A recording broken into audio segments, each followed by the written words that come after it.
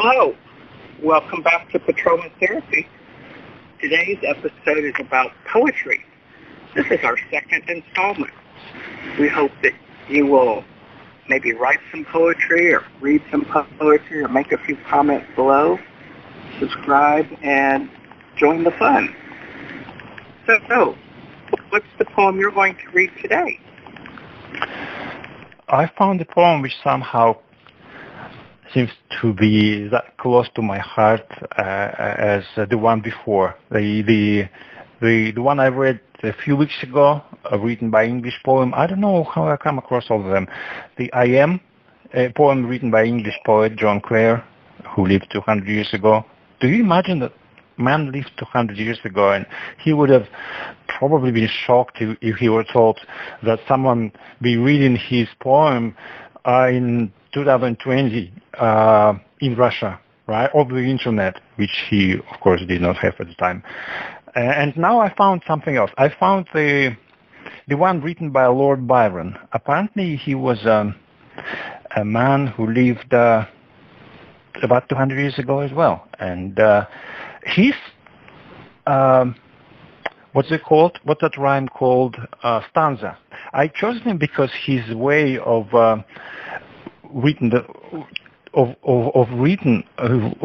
the poetry is very similar to the one which John Clare used, and this one is called "I Would I Were a Careless Child." I don't know why he used such a strange construction. Does that make any sense? I would I were a careless child. Okay, well, the thing is that and as I had mentioned before, poetry is highly concentrated language. And sometimes the poet is looking for what would I would, like, whoa, that sounds fabulous to read and to hear. So the poet knows standard academic English, but what sounds more beautiful? I wish I was a child again, or I would that I was. What is the line? I would I were a careless child.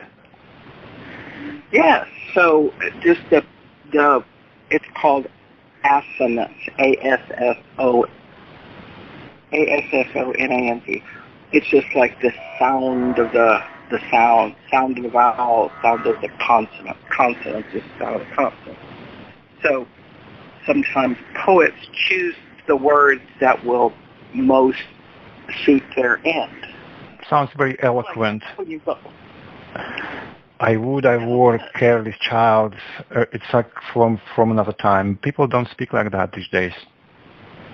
But you can. If you go to the grocery store to get pistachios, like we were talking about pistachios, you gotta be kidding. You can lean into the clerk and say, I were you put pistachios in a bag, and then smile. He'd probably call 911. Oh no, some women like that type of flirting. Some people will call 911 on you. I don't know, but we've lost something on the way. 200 years of people would. We're supposed to be smarter, but I guess we are kind of regressing rapidly. I don't know. It depends on your view of the world, Weltanschauung. It does. Weltanschauung is your view of the world. So you have, as I have known you, this idea that you work hard, and you pay your dues, and you get your reward. You should keep on trudging to soldier up. You are a soldier worker bee. So you want there to be progress. Like you go out to your dacha and work on a few things, and you say, I've accomplished something. But I was looking back through some old journals and some old books, and I noticed that I'm not accomplishing anything. I'm still working on the same themes I was working on 2 years ago, 3 years ago. I mean, I'm also believe in progress. We should be making progress, but as they say, where we go, there you are. So let's hear some of this poem that you found. Yeah, comparison to the worker bee, really upsets me because worker bee's fate is not to be envied. if you know what I mean, because they work their ass off. What is it?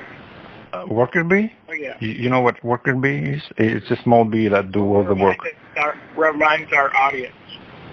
Well, it's basically a foot soldier who does all the hard work.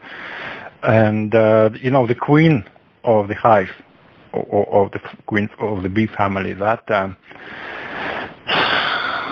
I'd like to be, maybe, again. But, yeah, I like that. I like the idea of the queen. Is it the queen or is it the spider? Like queen. It's funny. It's funny because they don't have a king in this swarm. And bee family, they don't have a king. They only have a one. No, they're not mean. Queen. Worker bee guys. Yeah, worker bee. All these worker bee guys. They really need a king.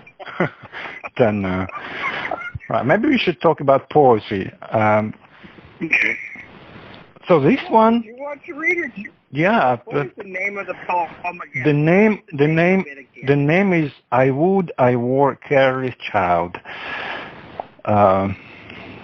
Okay, go. Also, Reading the first stanza. Right. Oh, go ahead. There are 1, 2, 3, 4, 5, 6 stanzas. Can I read them all, if you mind? Whatever you feel like doing.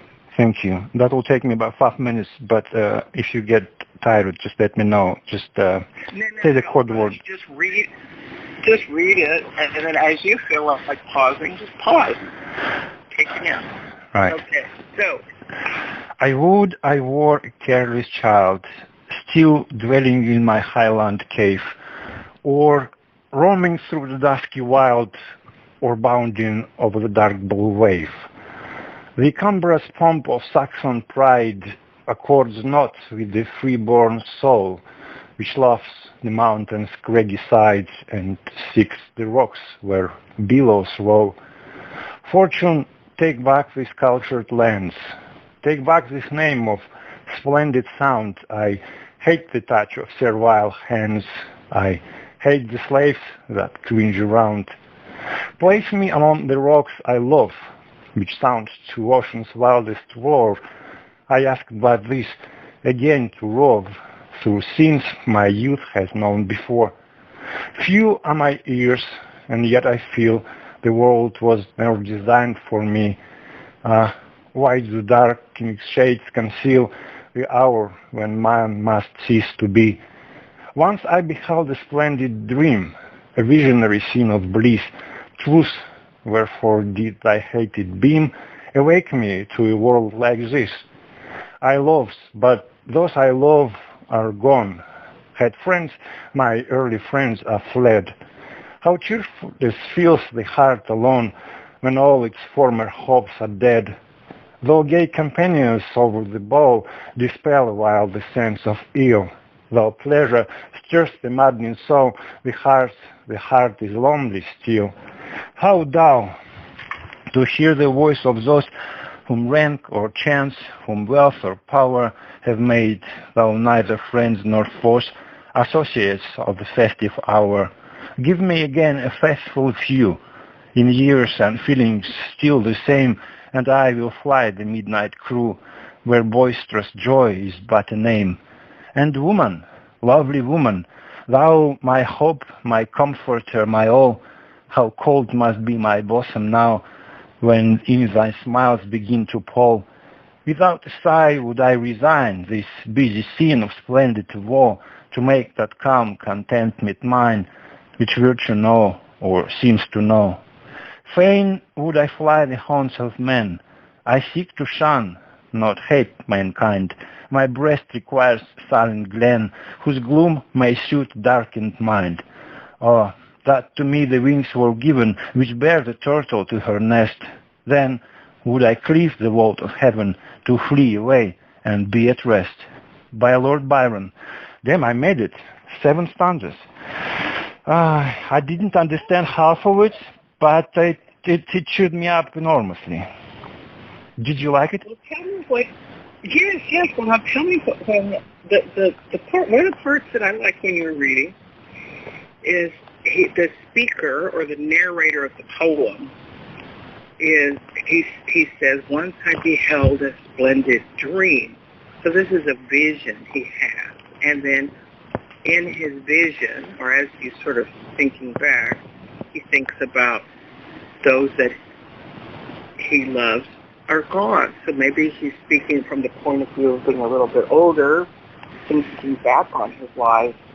You know, his friends as when he was a little boy are gone. Maybe his grandparents have passed away. Various loves that he's loved, he reflects on that. So I like the way time works in this poem. You know, he is kind of musing on his life. Yeah, he wants to go back to his childhood when he was a careless child and wants to start it all over again, probably. Because now, when he's older, he's disappointed with friends, with women, also I'm not sure with women, because my hope, my comfort there. You see, woman is the pinnacle of man's life, if you know what I mean, right? Because eventually we, well, that might sound silly, but we live because, you know, because we want to be with a woman, and we write poems to women, and we sing songs, and then we die like a worker bee, because we never get what we want, only the poem. Well, I mean, but you know, like in the Middle Ages, the knights, the Crusader knights, would dedicate their journey or their fight or their pilgrimage or whatever to a lady. And if a lady would give her handkerchief to the knight, Knight, then he carries that into battle. Now, he might be gone for 3 or 4 or 5 years. Like, you know, he's hoping to one day come back and, like, you know, get with the lady. It's very romantic. You know, I wish I were a knight. Maybe I were one day. You would that you were a knight. I love it. That's going to be your poem. Yeah, maybe. You was a knight. Yeah, maybe I was a knight many years ago, many centuries ago, and maybe I had a lady of my heart, or whatever they called them, who gave me the handkerchief. And maybe in that previous, you know, life, that lady was you. I mean, quote unquote. We never know, right? What happened before? Because that is true. Yeah, and because this is very strange. Our life seemed to be not what they call it. Illusion, not delusion. What they call it now? Is simulation. I don't understand what that means, simulation, because whoever simulated this life is probably a 6-6 cycle, but it is some sort of illusion, which is... Well, you know, but okay, let's just pause there a second. Right. We're like in therapy. Okay, right. So help me out here. I want to go back to the idea that you can be a modern knight right now. You can be a modern knight. You can go to the grocery store and order pistachios. And I'm going to share a poem with you that I think fits really well. It is written by Matthew Arnold, and he lived between 1822 and 1888. So this is kind of, you know, written around the turn of the century into the 21st century. What is it called? What is it called? It's called Dover Beach. Mm-hmm. So the cliffs of Dover, we're going to see them in the poem. So we have 1, 2, let me see, 1, 2, 3, 4, 5 stands, and the poet is Matthew Arnold, and then he is speaking to his poetic audience. So I am going, you know, I'm living in Dallas, and I'm going to read the poem and see kind of where it goes. The sea is calm tonight. The tide is full. The moon lies fair upon the straits. On the French coast, the light gleams and is gone. The cliffs of England stand glimmering and vast. Out in the tranquil bay, come to the window, sweet is the night air, only from the long line of spray where the sea meets the moon-blanched land. Listen, you hear the grating roar of pebbles which waves draw back and fling, and their return upon the strand begin and cease and then begin again with tremulous cadence slow, and bring the eternal note of sadness in.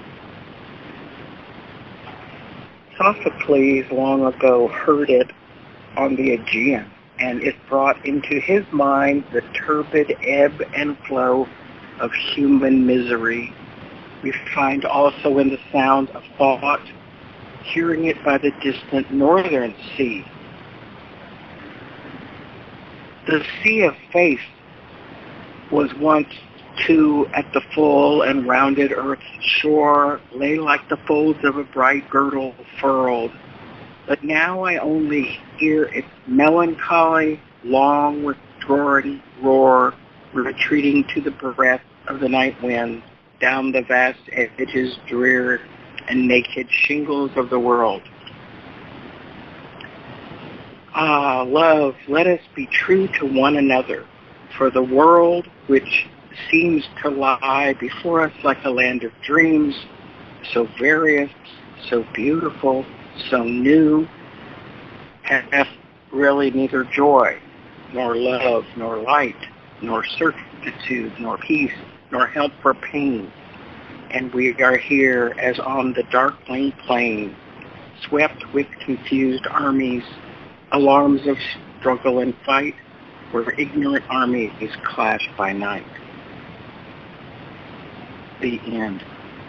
Why did you, how have you come across it?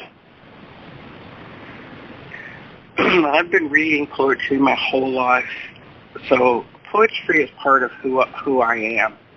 I write poems and I read poems and I read a lot of literature in different languages. And here he refers to Sophocles, who was a Greek dramatist, and he talks about the Aegean coast. And I've been to the Aegean, and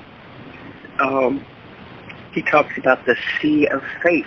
You know, once people believed a lot more in God and certitude and love and families and loyalty. But somehow all that has ebbed. And here we are. You know, he was writing this, 1889, something like that. He was saying in his time period, in his life period, he has noticed that faith and love and certitude and loyalty has ebbed, like the water that withdraws. And his solution, or his suggestion, or his call to action is in the last stanza. Yeah, I felt some kind of desperation when you read the last stanza, because that was about neither joy nor love, and peace, pain, certitude, at all in one stanza, which people are confused about. Well, he says the world, the world which lies before us is so various, so beautiful, so new. The world, then he says, hath really neither joy, nor love, nor light, nor certitude, nor peace, nor help for pain. So he says the world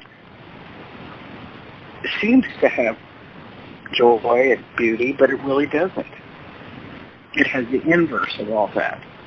And the only thing that we can do, he is a man speaking this poem, I believe, to a woman. So his solution is, love, let us be true to one another. So the only truth, love, loyalty, and certainty is in the individual relationship. Because we can't trust the institution of marriage or the church or nationality or all that stuff.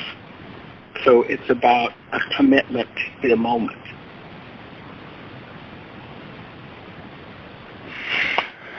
How does that make sense? No, that makes sense. That makes sense. I'm just thinking that those people who lived before us a few centuries back ago, they were kind of disappointed in what's going on too. And I don't know. Probably they have their own problems, and we cannot compare to each other.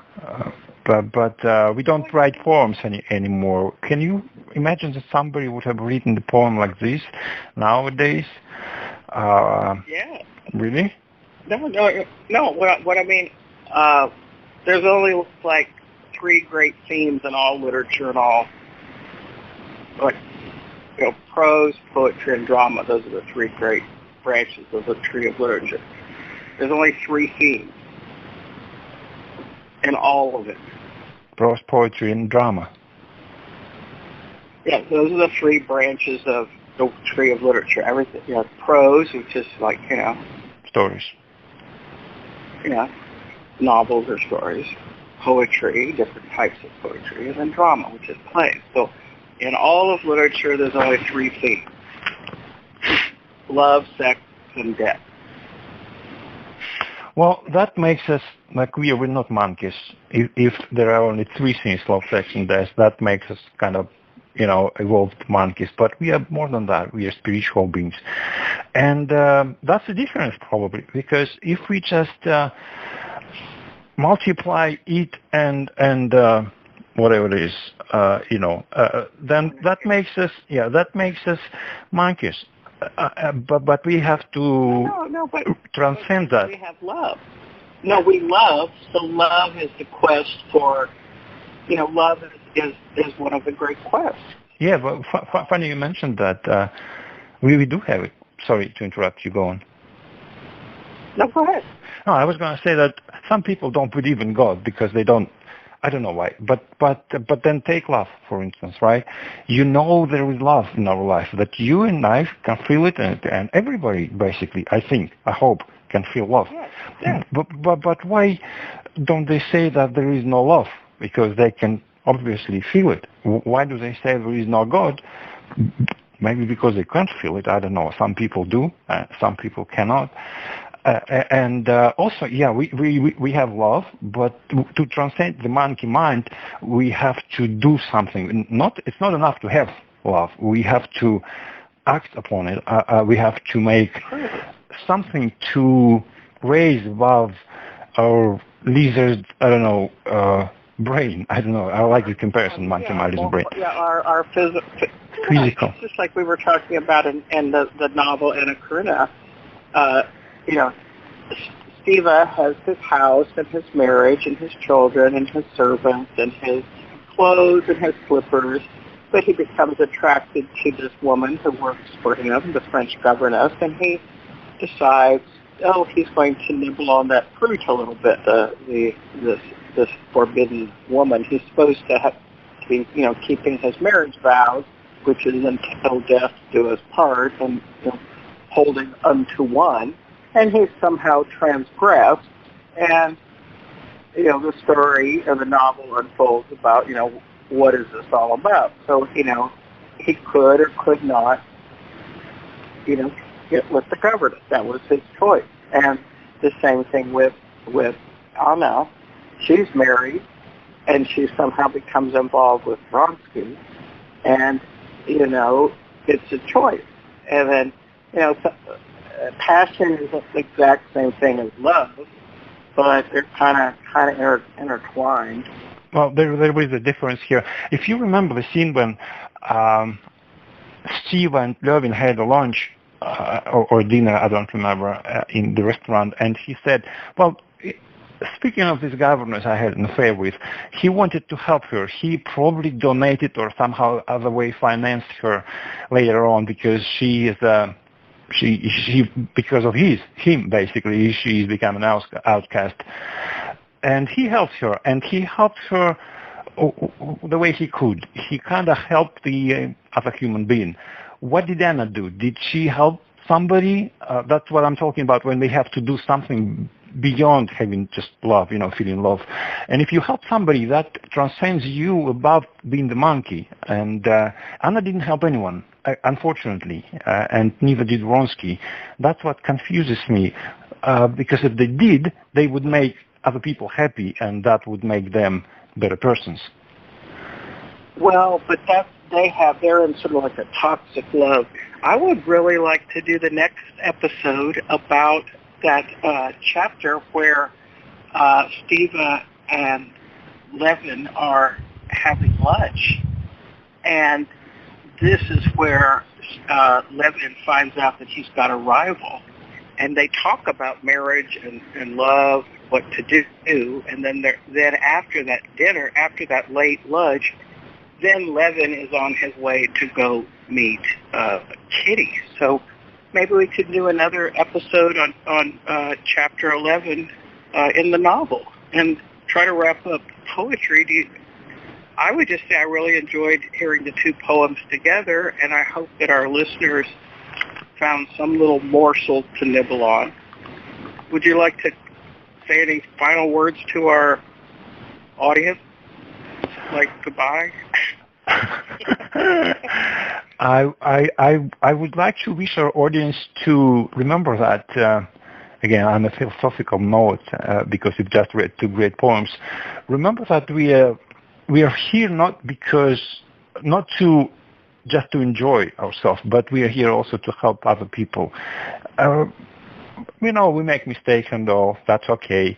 But let's not forget about that. And I think I would love to make another episode on chapter 11, if I'm not mistaken, number, from Anna Karenina. I would love that. Thank you.